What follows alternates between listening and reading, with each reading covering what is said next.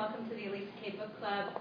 So excited to be here. Just got back from a fantastic vacation for 6 days in nature, and it was awesome. And actually got a chance to go back over some of the audio of the book that we did this month. And for those of you who are tuning in, it is The 5 Love Languages by Gary Chapman. And we have a couple people in house tonight. Of course, we have T behind the scenes, taking care of all of the back end questions that may come in. So if you guys are watching this from at home, please feel free to visit facebook.com/The Alisa K Show and enter in some of your questions that you may have, or may want to ask some people in the audience that are here. And maybe reveal some of your experiences with your love language or your partner's love language.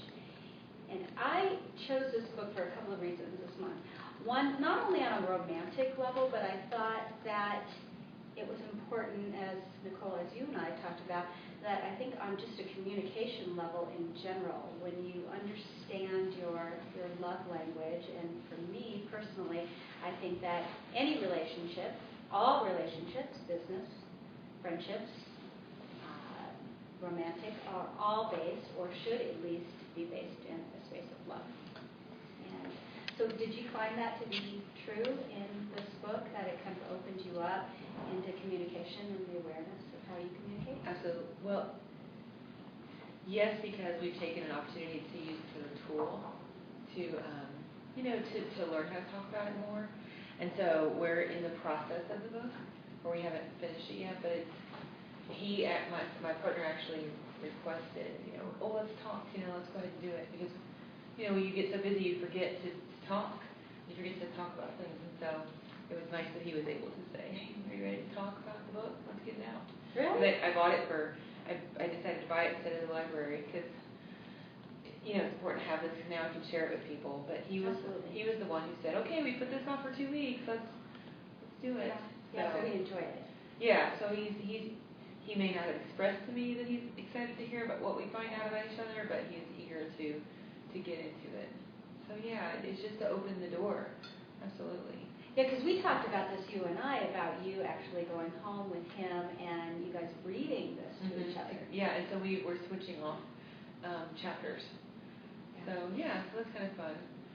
And how far did you get into? Just to the 4th chapter. So we haven't gotten very far yet. So, and do you remember where you left off at? We left off at words of affirmation. Oh, cool. Do you know your love language? I don't think I do.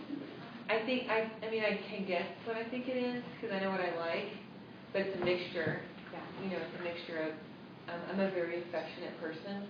Okay. So I really like affection, and I like to hear things. So I think I'm a mix, and I understood that it could be a mix, so it'll be interesting. I haven't taken the test yet, so it'll be interesting to see what really comes of it. Cool. Awesome. Welcome, guys, for the Hello. in. Great. I'm glad you guys could join us. It's good to see you. So we're talking about the 5 love languages here. Did either or any of you guys get to read it? That's okay, because the rule is with the Alisa K Book Club is you don't have to read the book, and I make the rules. So, and why that is because I feel it's really important to connect in the conversation. And sometimes life happens and we get busy and we don't have time to read the book. And so this way you can come. Maybe it'll pique your interest to read the book later. And at least you get exposed to this. And I think sometimes it'll come across where we'll be in a conversation with somebody else, maybe they're going through conflict, and there might be a book that we've done in the Alisa K Book Club, and this way we can refer that to somebody else, and they can at least have the experience. So Liz, what did you think of the book? I've been exposed to the book before, and it was actually interesting because I pretty much already knew my love language. And what is it? What's your primary love language? Is what is it called? The giving or receiving gifts. Okay. Gifts, yeah. So, but it's interesting because after I did the test and we talked about it, I was like, I was kind of second guessing myself. Like, I've changed a lot. I'm not sure, you know, why did I answer the questions that way? Because I thought I changed one. Oh, okay, so the way I'm hearing it is that you thought that this might have been your primary love language before, and the way you answered the questions, you were kind of surprised that those were still true to you. Right, and I'm not sure if I just went into it going, I already know what it is, so. Well, I don't know if you could do that, because the way they word the questions in the test, I think it would be pretty hard to game it, to come up with your score. Right. What I've discovered, and those of you at home who are watching this, there's an assessment test that you can take online, and you can go either to www.the5lovelanguages.com, or it's in the back of the book as well. And it's fun to do. I did it with my daughter and her husband, and it was interesting because their love language was almost identical. And it was just really, it was really cool to see that. What I found was really insightful for me is in reading this in the relationship that I'm in, noticing things within myself. And Dr. Chapman refers to when your emotional love tank is empty. And so, I mean, everybody's experienced that at one point, right, where you feel depleted, disconnected from your partner. You know, or maybe you're not even in a relationship. Maybe you just feel disconnected from the relationship with yourself. You know, so that could show up in, let's say, if your love language was quality time, and you've been working, and you haven't spent any quality time in the relationship with yourself, you're going to feel a little triggered at everybody, right? You're going to take it out. Everything's going to feel bigger than it is, you know, at times. Does that happen? Am I the only one that happens to? So, you know, that awareness for me was really cool over the past few weeks because, okay, so for those of you who don't know what the love languages are, I'm going to go through them for you. So we have words of affirmation, quality time, receiving gifts, acts of service, and physical touch. So, T, what was your primary love language? Quality time. Quality time. Do you know what you scored? Do you remember? I do, because I was prepared. So let me just tell you what these are. Quality time, I had a 10. Physical touch, a 9. Words of affirmation, an 8.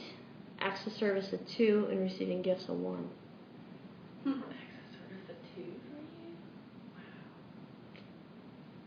Why did that surprise you for T? Because she gives so much.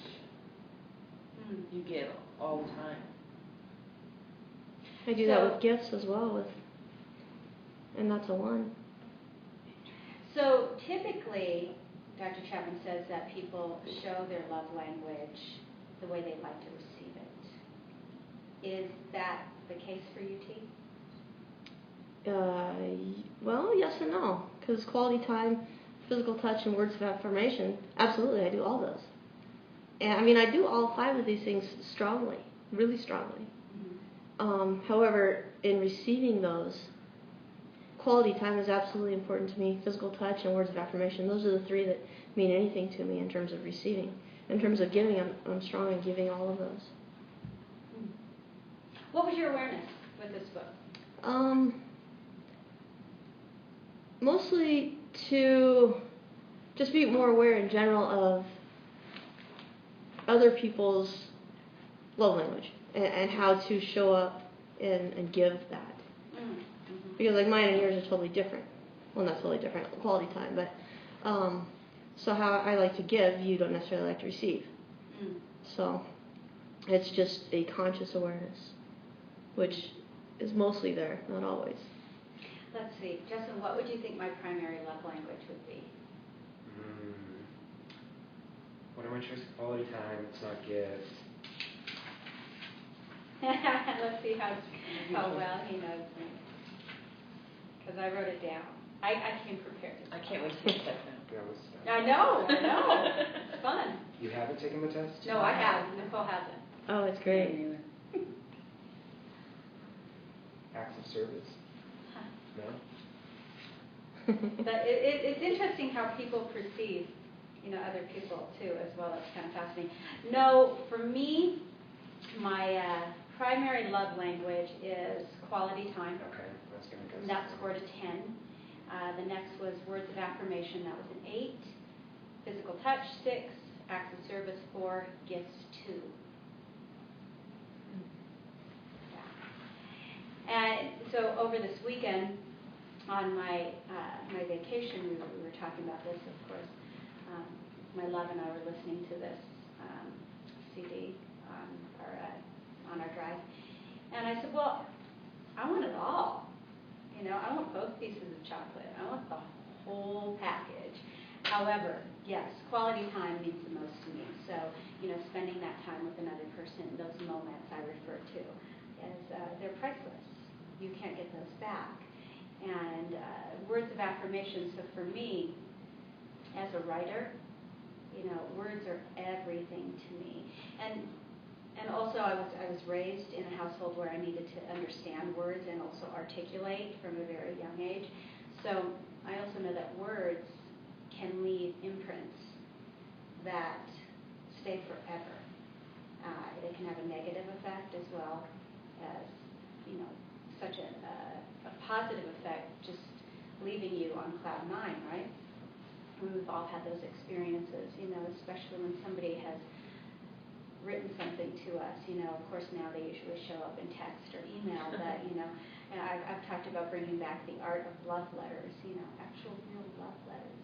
How amazing would that be? I mean, that's what people used to do, and those are timeless. You go back through them, you read them over and over again, and maybe because we've shifted so much in our culture with that, maybe that doesn't hold that same value anymore. I don't know. It would be interesting to see if we took a different approach to things, how important those things would be to people. But yes, that was mine. And my partner's was 12 on acts of service, words of affirmation, 6, quality time, 6, touch, 6, and gifts, 0. Oh, you don't have to buy anything. Is that true?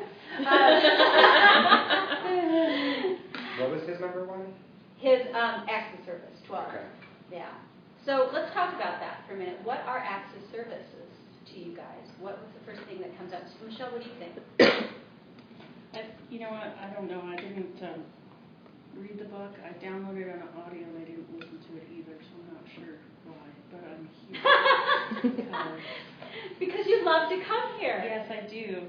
And you know the rule. You don't have to read the book. I know, but you know how I've been I have to read the book after. Well, you will. Maybe you will later. later. So hard to be accountable. Well, maybe you will later. I think so. But no, I had some triggers with this book, and I actually got online at work to try to take a test. Yeah. And it took me into something to do with television, and I think it was like a hook of some sort. So I was like, oh my God, I'm going to download a virus at work or something. So, but for me, my mom was going to come with me, and she said she read the 5 Love Languages of Children. Yeah. So I guess he's read there's a bunch of books. There's a bunch of different ones in the back that you can see as well. Yeah. Well, I went to the back of this when I downloaded it today. Yeah. Because I thought I already did. But I put it on audio, and it was all about husband and wife stuff, and it was, I just, So that was reading trigger it. for you. And I was digging for change for the mirror man that I have a relationship with down here now, and I found my wedding ring in the change thing, and I'm like, oh my God, this is weird. So I was like, I gotta tell Alisa that. Stumbling over.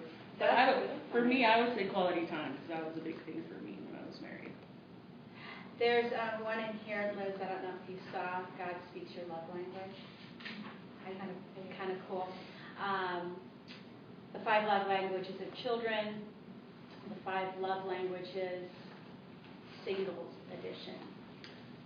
So I have to go there. you might like that as well. I want to say something though about your trigger with that, because when I first heard about this book, I heard stories about how this was so helpful with the idea of understanding relationships, not just who you're taking home at night or who you're going to sleep with, but a working relationship. And so maybe that I'm glad your mom said that to you. Yeah. I think that's huge, because I actually took it twice. I took it one with how I show up with or for Alisa, and how I show up with or for my husband. And it was different The top ones were similar, but different. Well, and that's a great point, T, and we talked about that, and I think you and I talked about that as well, Nicole, is that the way I show up in friendship is going to be very different than I show up in a romantic partnership. And so I am not a physical, touchy person, overly touchy, let me say that. In friendship, it's not how I show up. However, in romantic partnership, I am very much physical. And I show up very differently in romantic partnership. And just so it might make you feel a little better, this had a lot of triggers for me as well. In fact, good to hear. Yeah, it did. And I the funny thing is I downloaded this a few years back. And I thought, as I was telling T, that I couldn't get through it a couple of years ago, that I had to stop listening to it. And then I started listening to it again for this past month, and triggers kind of came up again. And then I had to stop listening to it, and finished it on the road trip to Yosemite this past week. And then I realized, I guess I did listen to the whole thing because I remembered it all. But my triggers with it it made my heart really sad, because there's a lot of, he does these relationship, he explains these different experiments that he's done in the couples he's worked with in a relationship. And so what I found was there was just all this conflict in relationship drama that I felt was so unnecessary, and it really hurt my heart that people get to that point where they're so disconnected that there's no personal responsibility or accountability any longer in the relationship. And if somebody has to be right, that means somebody has to be wrong. And that is no way to live life or act in relationship, on any relationship. And so my heart just felt really heavy, and of course being married twice, and I reflected back on my marriages. And so my first marriage, I guarantee if he took this, it would be gifts, because he was great in giving gifts, because that's how he showed us his love language. And so what always was a conflict for me was I just wanted his time. I just wanted him to have a conversation with me, and he couldn't go there. And so it was a real struggle for me. But with this awareness, and I think I had that awareness then, and I appreciated him showing up, and of course the gifts he would buy me were lovely, and I knew that meant something to him. But the fact that there wasn't that communication, that we couldn't get to that point, was heavy-hearted. So that was probably, the trigger that was coming up for me, feeling those old experiences of really wanting that and not being able to get there. Did you have any of those experiences, Liz, in reading this? Mm-hmm. Yeah. Yeah, a little bit of triggers too. Yeah. Did it stop you in reading the book at all? No, not really. Yeah. But you had an awareness. Yeah. Yeah. Cool. Yeah, I think I'm just so open and ready for a relationship right now. So Yeah. I just kind of soak up everything that Yeah. I read about it or see about it. Wow, what a big smile your daughter has next to you. I know, right? Oh, that's awesome. Chris, I'm so glad you came to play with us tonight. Me too. Yes, I've nice to have missed you. you and everything so much. Oh, well, welcome back. Yes, to we're glad you're Playground. here. Yeah. Yeah.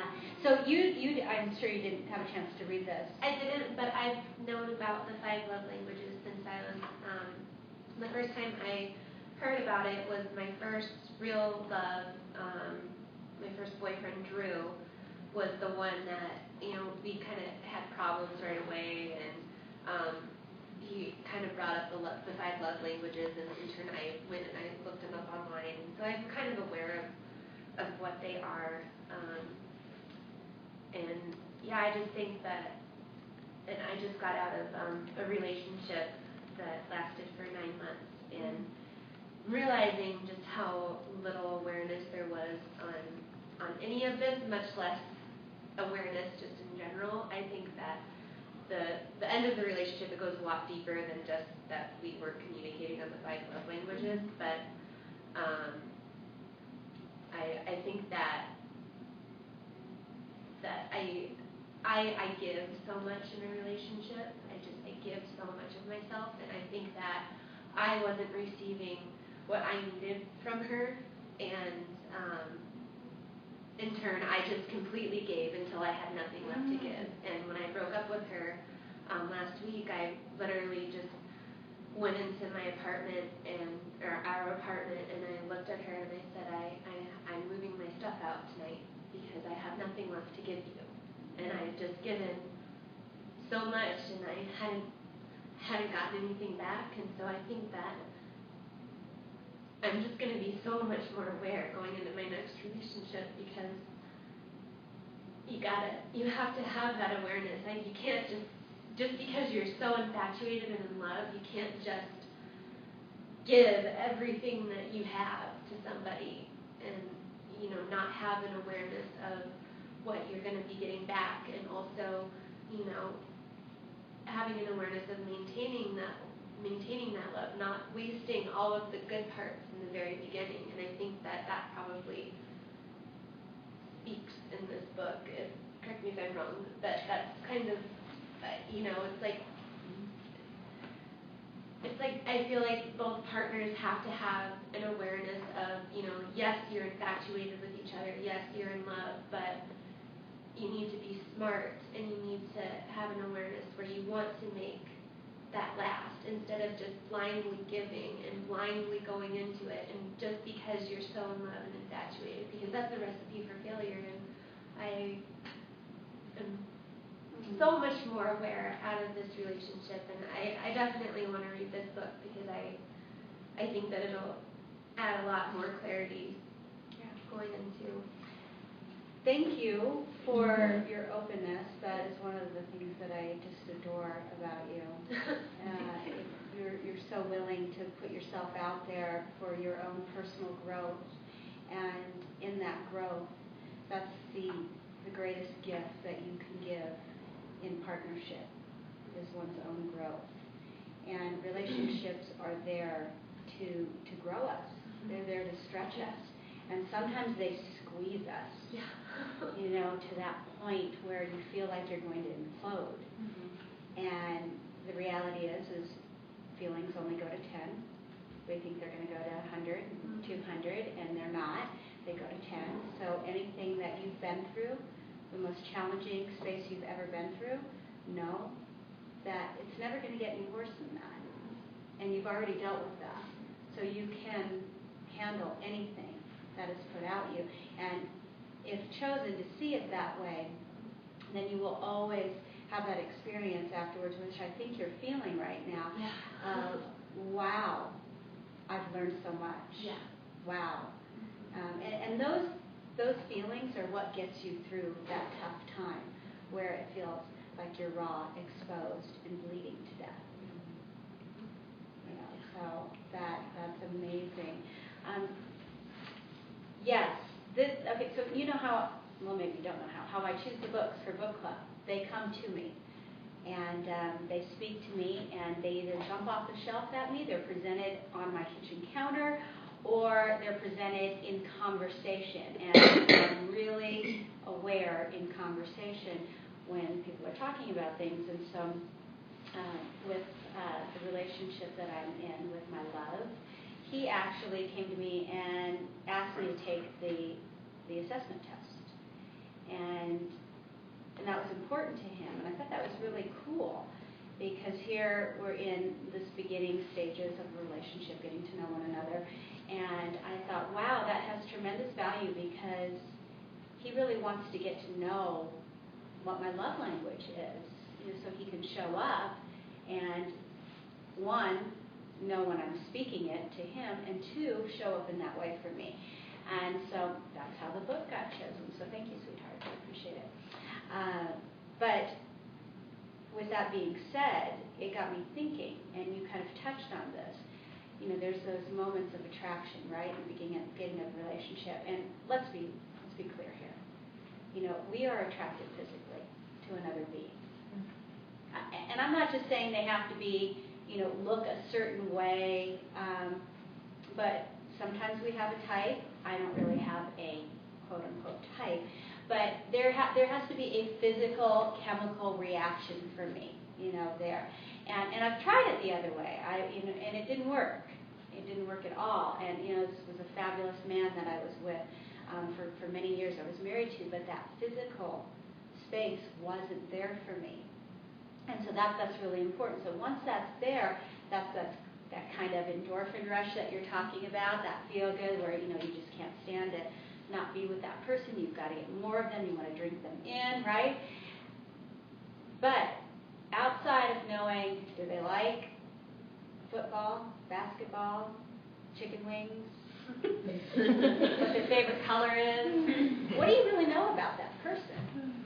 What do you really know? And I know, like for you, Liz, with doing the online dating thing, you've got your little assessment test on there, which, kind of leaves a lot to be desired, right? I mean, personally, I think Facebook tells a whole lot more about a human being than any online dating, because you see how people interact with them and how they interact with people, that they could, how they show up. I mean, but, that's a whole other story. However, the point being, you don't know a lot about somebody other than, wow, I'm really digging this person. And so this was a great experience for me to go in and take that assessment test, because, of course, in a relationship, things come up. Sometimes fear comes up. Going deeper, again, it's about growing us. That's what relationships are here for. So things come up, and then when that does, how do you react to that other person? How do you show up and show that love language, okay? So if my partner says active service is his primary love language, how do I want to show up for him in not just moments of feel-good love, but in moments of challenge, struggle, for him personally, or whatever is going on? How do I show up? The fact that he might like chicken wings and, sports is not going to really do much in that space. So how do I know how to show up for him? Because sometimes when people are in that space, you can ask them, but they can't communicate at that point. Things are coming at, we have stuff, and things are coming at. Maybe they don't know, as I refer to it, might be in their blind zone. I don't know. So if you have some insight into how they play life, you're going to be able to show up much stronger, not only for them, but for yourself in a space of saying, okay, this isn't personal. This isn't about me. Because it never is, I mean, otherwise they wouldn't be with you, right? If it really is about the other person, they're going to say, wow, this isn't working. I've got to, move on. Hopefully they don't hang out and stay in misery, which I know some couples do. And, and he gives examples in there of, he gave this one exercise with this married couple where he asked the wife to do something, to speak her husband's love language for 6 months. And that's a long time. It's a really long time, but, the marriage had value. And so that was interesting, too, for me, because in marriage, I am all in. It's very, very important to me.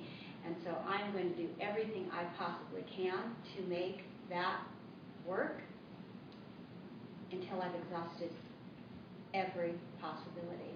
And sometimes, as I refer to it, there's an exit clause. Sometimes there's a game change, that doesn't work for both parties. I don't know. And when you guys, in a relationship, when you come to that conclusion and you really know that you've done everything that you could, then maybe it is time, to move on and know, as my love refers to it, two people come together in that space because they have medicine for each other. And I thought that was beautiful, So, do we have anybody who's typing in? Well, we have Andrea. Andrea! I'm prompting her with questions right now, and she has not answered. Are you seducing her? Andrea, I'm seducing you. Could you please respond to me? So she should be responding any second now. She said it's great to hear our voices. Hi, Andrea. Well, we love you and miss you. We wish you were here to play I with told her us. that. Justin, what do you think about all this? I'm so glad that you're here. You came back to play. I did. Is it because you missed me all last week? Yes. I figured there was a reason we've talked about this. So. But I think I'll have to take the test. But I think without taking the test, I definitely need access service first and then words of affirmation. But just glancing at it really quick, like I was in a relationship where I can like reading it, I'm like, okay, that's what they really wanted was quality time. Oh. But in the moment of it all, that's not what I realized. What did you think it was in that moment? At that moment, I just thought it was fighting and grieving and different, just push and push. Whereas I'm the type of person that a thank you means a lot.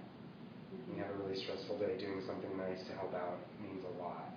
Not so much like giving a gift. I'm not a huge like gifts are nice, but mine's more like showing it. I mean, you can give small kinds of stuff and actually acts of service and actually thank you or you look nice today. Those are the kinds of things I like.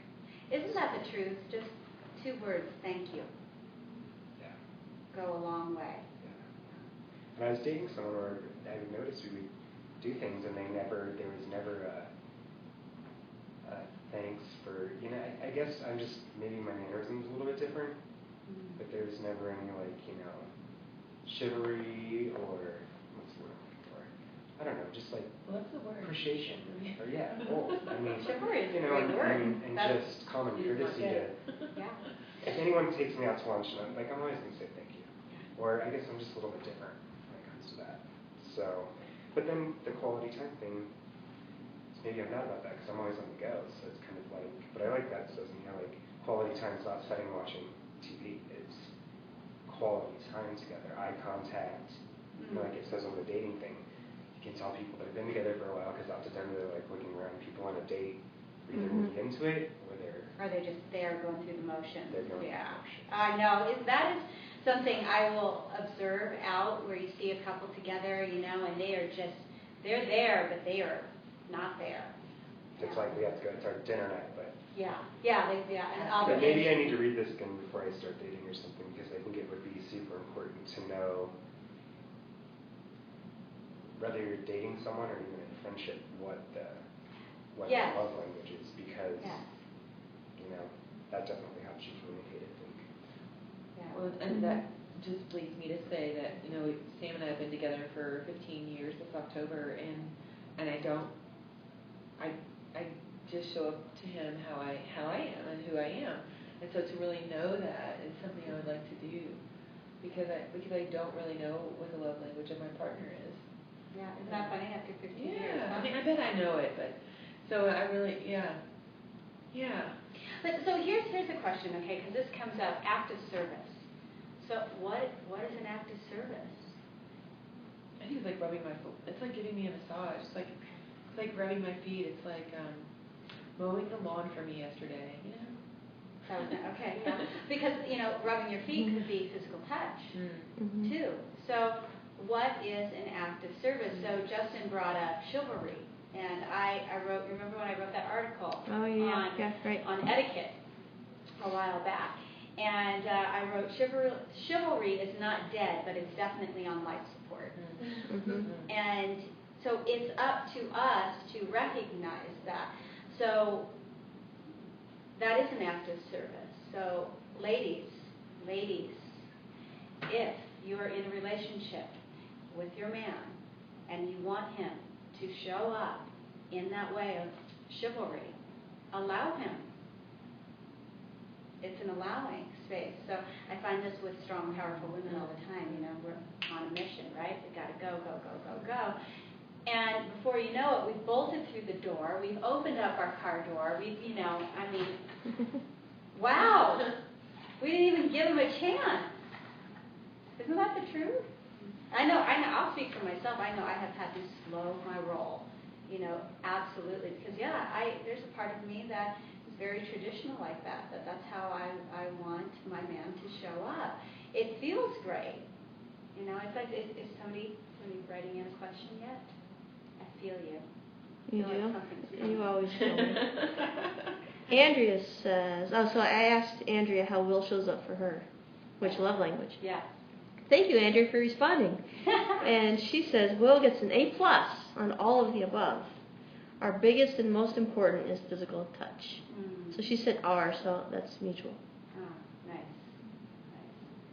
Well, they have a beautiful, beautiful marriage, and definitely take the time to be present to understand one another. Now, that doesn't mean that they always agree. So this by no means that once you know this with your partner, that you're in the free and clear, because relationship takes awareness and a willingness, I believe, in general, a willingness to make it work and to be present to your partner and to listen to what's important to them. Well, Andrea and Will are so present that I am certain that at this very moment, Andrea is sitting in front of her computer watching, and she's probably smiling right now. In fact, she's commenting, saying, thank you, totally agree. However, I'm sure that Will is holding a plank position right now. And he's listening in, because they're doing this together, the Alisa K Book Club, together. Yes, quality time. Yes. Yeah, See? absolutely. Thank you, guys. Oh, it's your fun. Always a little comedy relief. There's some things that I pulled out here that I kind of wanted to bring up in the book. This stood out to me. Most sexual problems in a marriage have little to do with physical technique, but everything to do with meeting emotional needs. Wow. So, what does that have to say? Who has experience with that in the bedroom? Let's get juicy. Y'all ready? Same Let's get juicy. Oh. I said most sexual problems in marriage have little to do with physical technique, but everything to do with meeting emotional needs.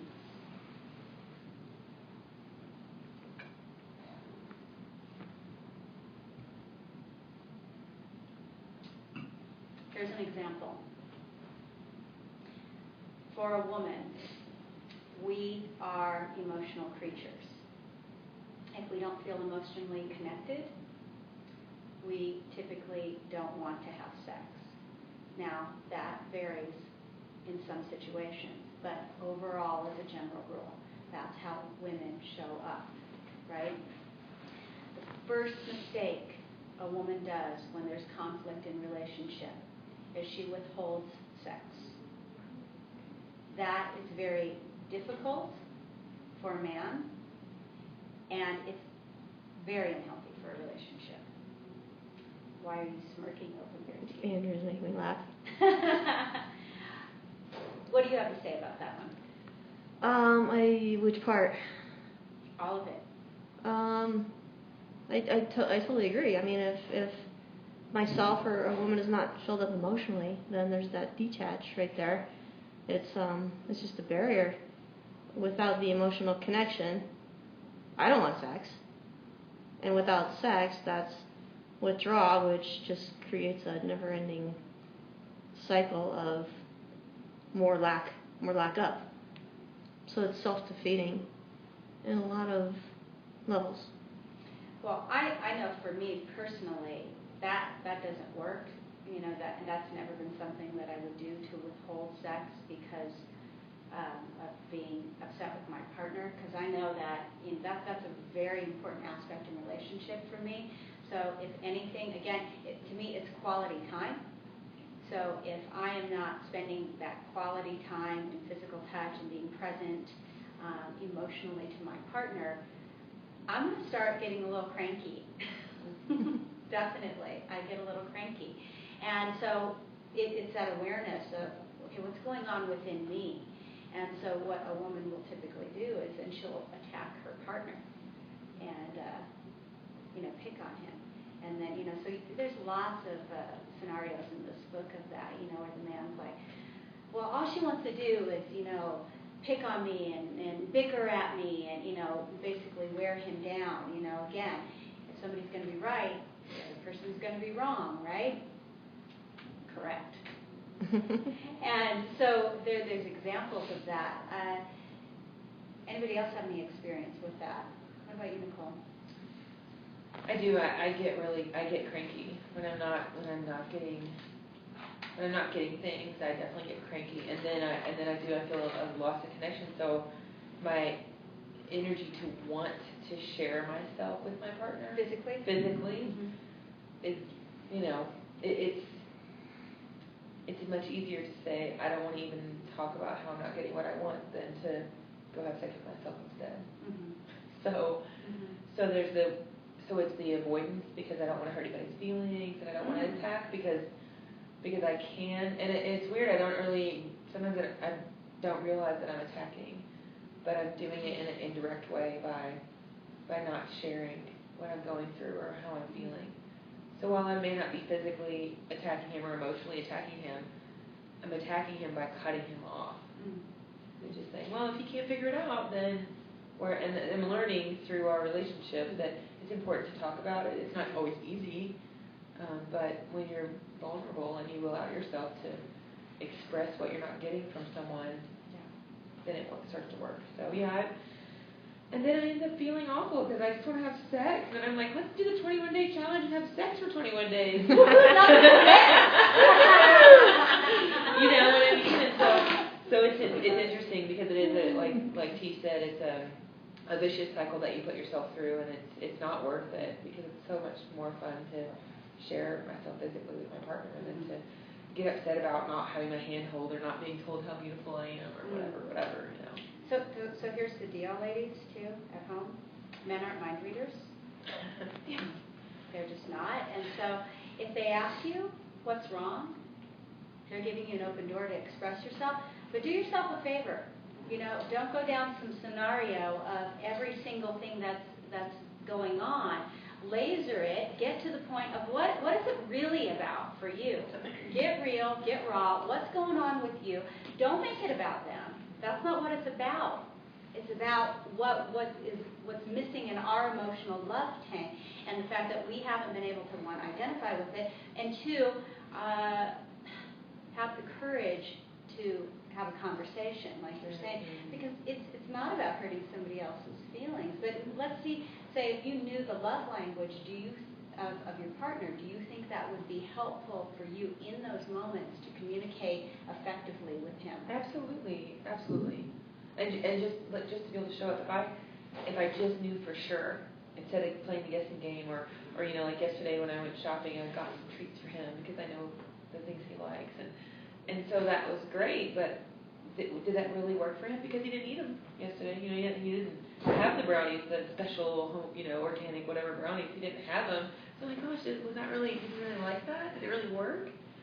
Because I just wanted to do it just because, not that there wasn't anything wrong. But if I knew, yes, I could absolutely address the conflict a little bit more differently, effectively, yeah. So here's a great question, and I think everybody should chime in on this.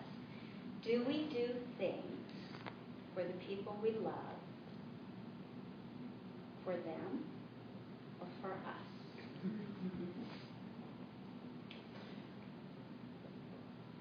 Was it 5 years ago I realized I was buying gifts for somebody else, for somebody else. That's when I realized, holy crap, you're doing this for you. Because that's your love language. Yeah, the type of gift I would buy, and then I had to get back and I had to step back and say, oh, that's what I like. Not what that person likes. Okay. But it's the same idea, the same analogy is that, yeah, absolutely, I do it because that's what I like. What do you think, Justin? You got a big smile over there. Well, I just think about that because I'm an acts of service kind of person, so it makes me wonder if I would go do something like get something they'd like, wanting the acts of service back out of it.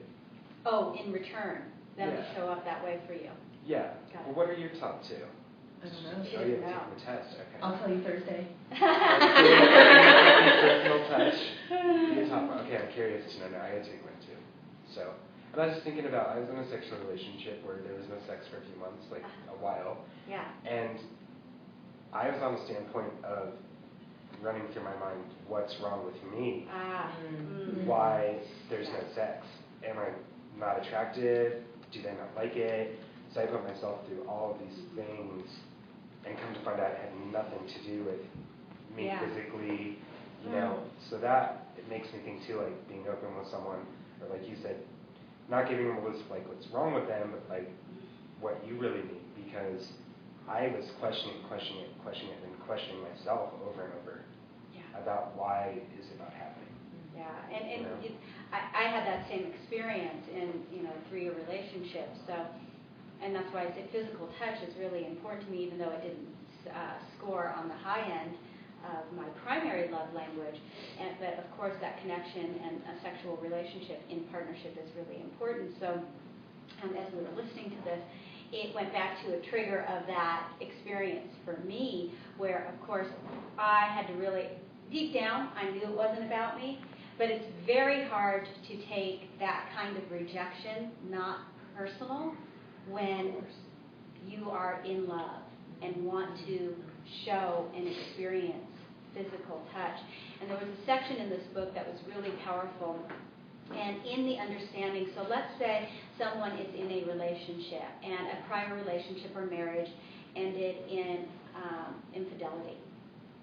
Okay?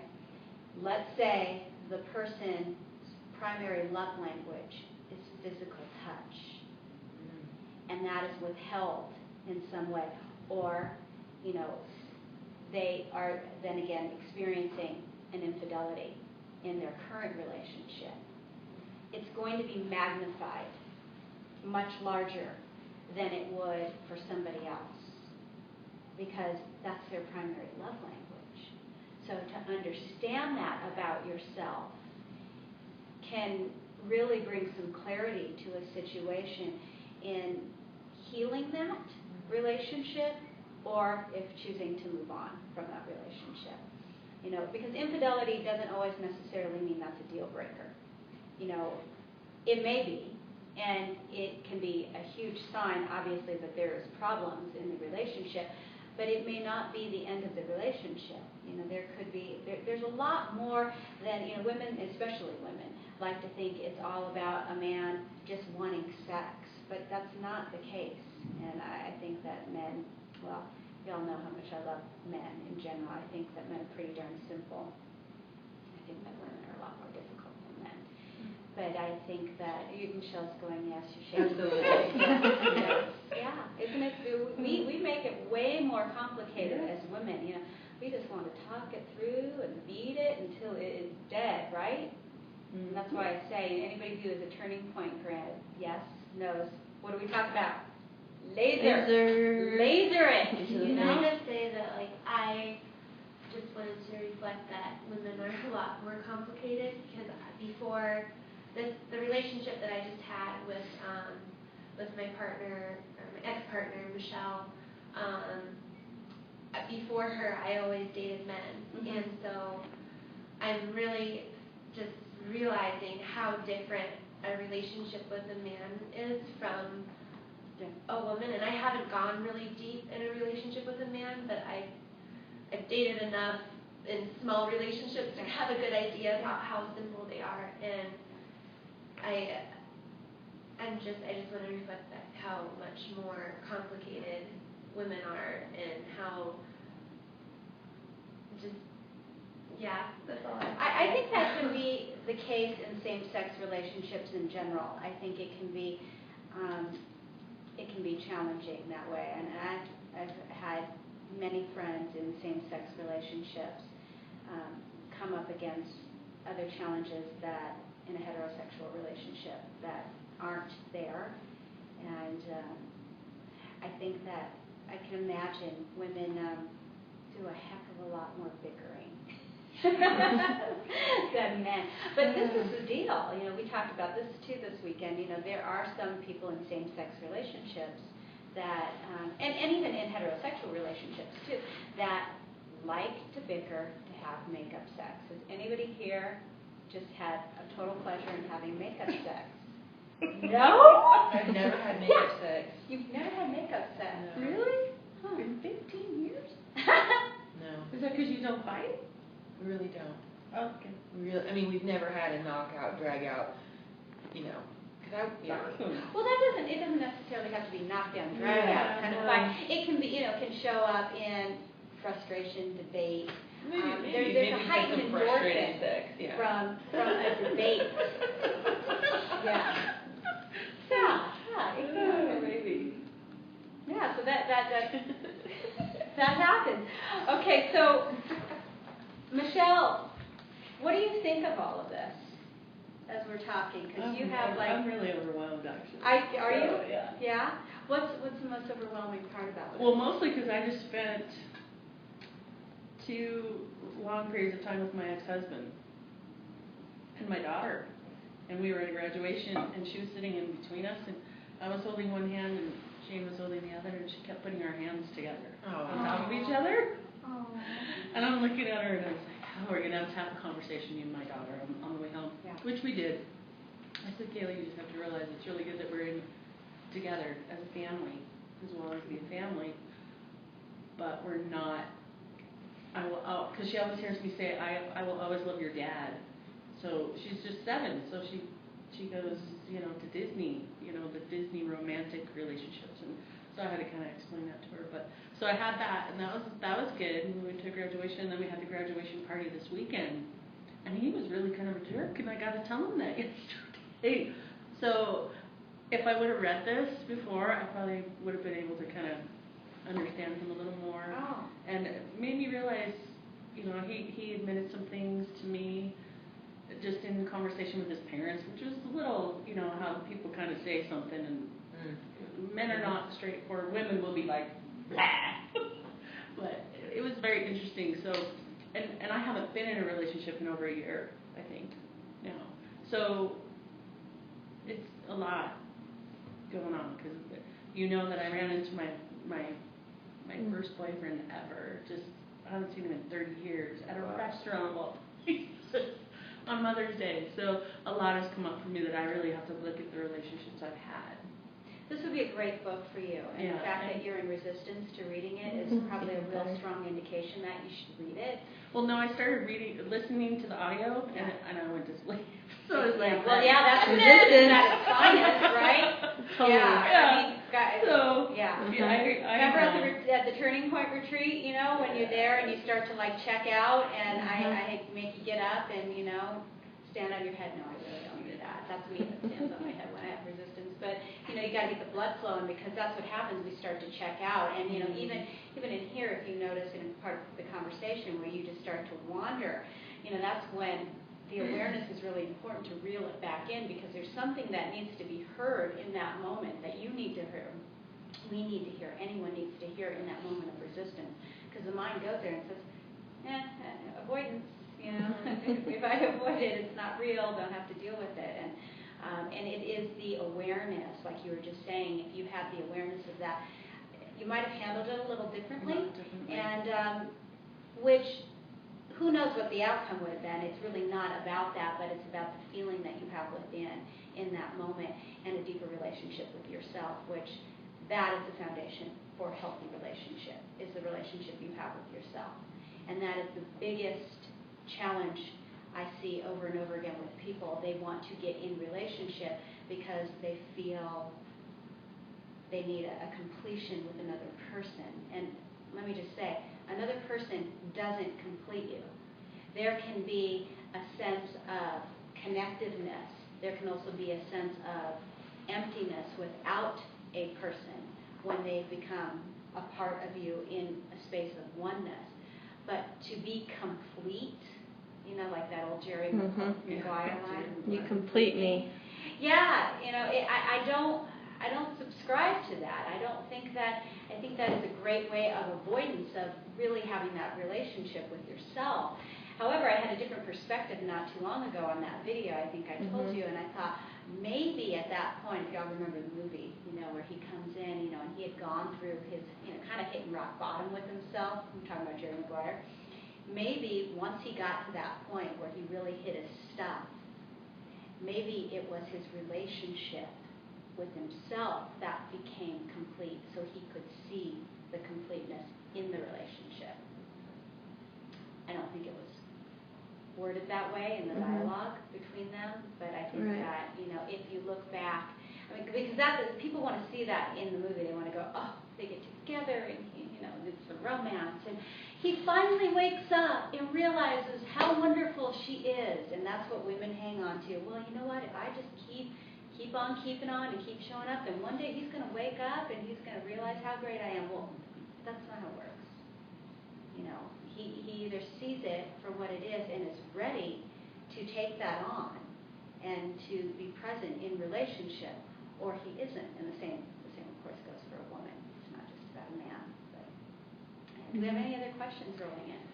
Well, we had Mike. Mike, yes. And he said, love language, more please. And I said, Mike, you're an open and intimate man. What is your love language? Giving and receiving. And he said, well, there is that. ... Love you always. We get your drift. Physical touch, I think, has something to do on his level of priority. Yes. And then Andrea actually said, we know our love language best, or first, and use it best. We have to work at foreign languages. Mine is physical touch. We got lucky. So she's right. I mean, we know without the awareness, we know what our love, well, actually, we may not consciously know what our love language is. However, we perform it daily. But it's totally a foreign language on occasion if we don't have the awareness or have read the book or done the research or taken the. Sure. Yeah, so it's huge. And I think, imagine this, what would the world be like if every person, probably hopped on the Alisa K 21-day challenge, and with every person in their life, they learned, just have the awareness to just figure out what's that one love language with you and with you and with you and with you and everybody that they interact with daily. That is a great idea, and I think we're going to implement that. If we could, either people who are in partnership or in a relationship with themselves, find out what their primary love language is and show up that way, or if they're single, show up that way for themselves for 21 days, or if they're in relationship for 21 days, show up for their partner, speaking their partner's primary love language. 21 days to make or break a habit. Sounds more doable in 6 months. Yeah, that was 6 months, well, yeah. And so I definitely learned this in my marriage and therapy. You know, we go to therapy and we think, okay, I should be able to knock this out in a couple months. And you've got to figure, for me at that point, I had been married 8 years. It took 8 years to get to that point. Mm-hmm. It's not going to be resolved in 2 months. It would be nice if it was, and then maybe if people had an awareness in that they could laser it and get to that point, but it does take personal responsibility and accountability. We have 5 minutes until we're closing this. Yes. Okay. What do you think your primary love language is off the top of your head? Nicole? I think it's physical touch. Physical touch. Justin? Acts of service. Liz? Gifts? Yes. Carissa? I think that I give gifts. Gifts. Okay. Michelle? Quality time. And T was quality time. Quality time. Yes. And as mine, quality time. Okay. And so, are you willing to do that for 21 days with your partner on the 21-day page? Oh, yeah, for sure. How about you, Justin? 21-day page. 21 days, either with yourself or in partnership. Well, I'm single, so be with myself. So what do you think would happen if you want me to perform acts of services for myself? Yes. Yes. Love you. Speak your love language. You some you for 21 days. Or strangers? Okay.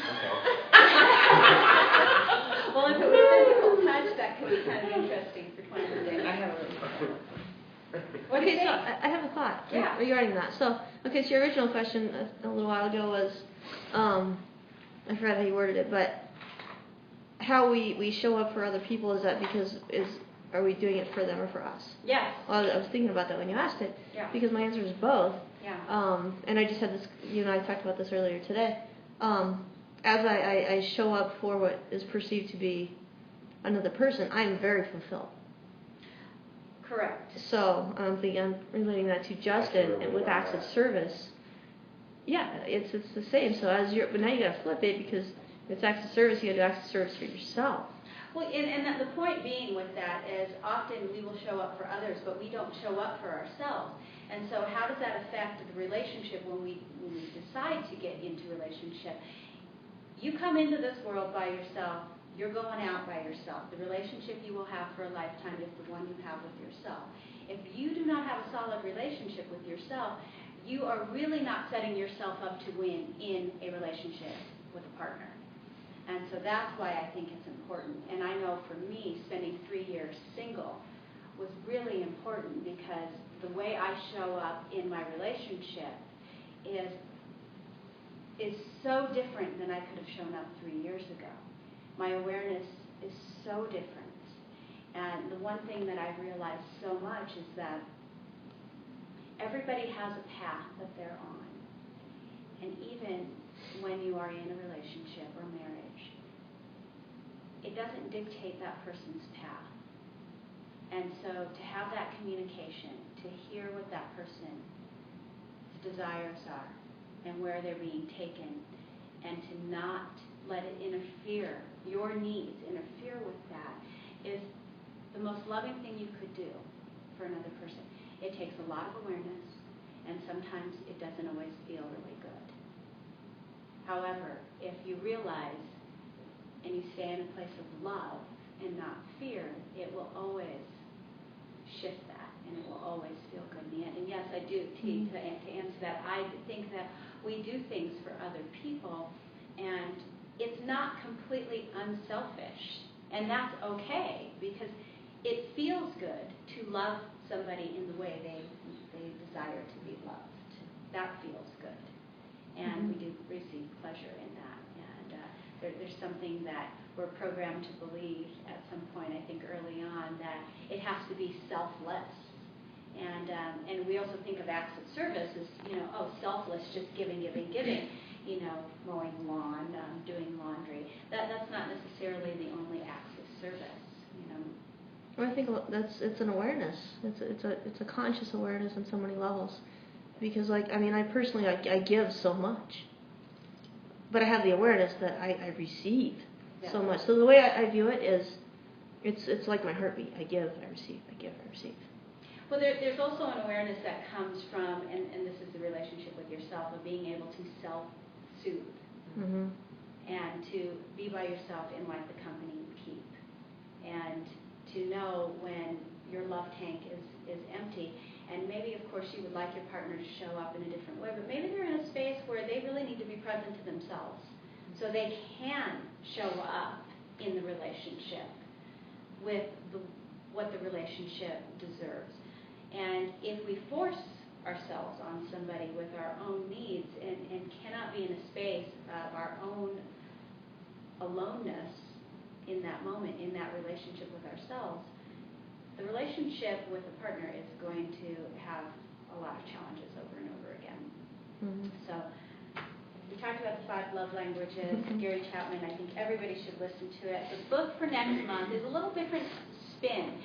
And of course, it jumped off the shelf to me, and it is TAO TE CHING. Anybody heard of this before? Wayne Dyer talks a lot about this book. Byron Katie talks a lot about this book. And it's a simple read.